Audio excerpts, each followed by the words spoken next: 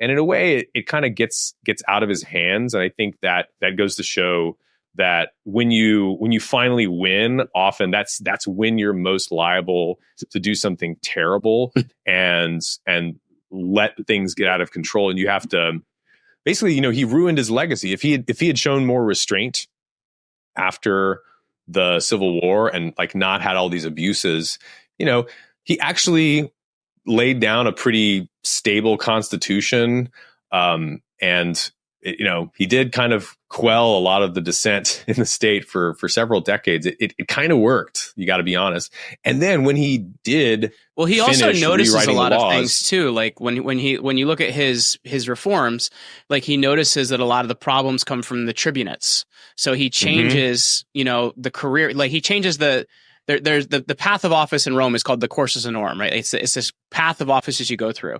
So he makes the tribunate kind of a dead end because he realizes, well, that's where all the problems come from. So he's very smart and tactical where he sees the problems of Rome coming from. Yeah, and in his view, the tribunes had sort of started the Civil War by kind of tampering with the Constitution, trying to strip him of his command, which was quasi-legal but quasi-illegal. And so he's like, well, all right, tribunes from now on are not going to be able to run for any further offices. And that strips the tribunate of his talent pool. And he strips them of the power to call assemblies. So, it really worked. Unfortunately, within less than a decade after he died, Pompey and Crassus, two of his proteges, restore the tribunate, and the wild game starts back up again. But I think it's really noteworthy he did lay down power voluntarily after he rewrote the laws. He was given this office of dictator for life, but then he laid it down after, a year and a half or two. The Roman historian Mommsen, this Nobel Prize laureate, kind of amazingly compares him to George Washington. I'd never heard Sulla and George Washington. Yeah, I don't see I can see the Cincinnatus comparison. I don't quite see Sulla.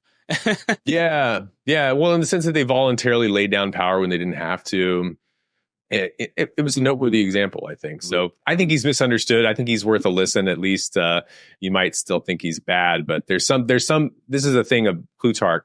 Plutarch he's so committed to his literary art and to his mission of, telling you warts and all, but like the good and the bad, that he manages to tell a great story about Sulla that you can still like him, even though Plutarch kind of finds him detestable in a lot of ways. So, it's worth hearing the story of somebody who's maybe admirable, but deeply flawed anyway, because it can help us bring out virtue in ourselves. Well, I just, by the way, I just started your series on Pompey. So, I'm on the Kid Butcher episode, which is the first of the series.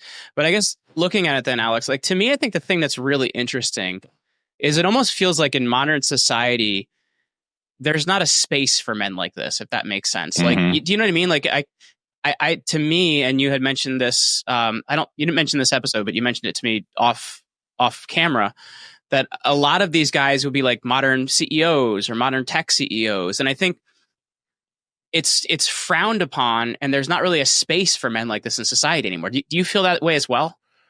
Yeah, I was recently had on my show the president of the Intercollegiate Studies Institute, Johnny Burtka, and they do a lot of education on college campuses, ambitious people looking to go into politics. And I asked him kind of the same question, like, where do people go if they want to build, a public career, to get the skills, the connections, and kind of express this desire for high agency, high ambition, shaping the world?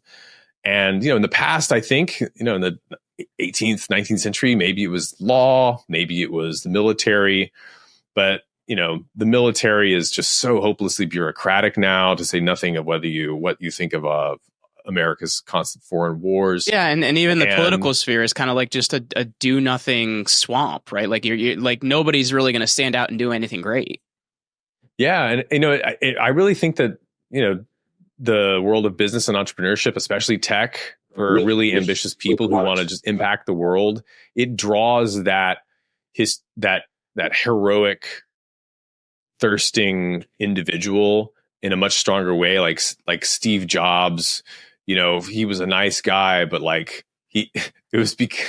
he wasn't really a nice guy. Like he was kind of out for glory in a lot of ways. There's a story about Steve Jobs when they first came out with the mouse. I don't know. Have you heard this story where he wanted it to look a certain way? And they're like, Steve, we can't physically make it work and look that way. So he's like, I'm locking the door. You knock on it. And when you're done and you've made it look that way, I'll let you out. Yeah. Caesar in a turtleneck. And, it's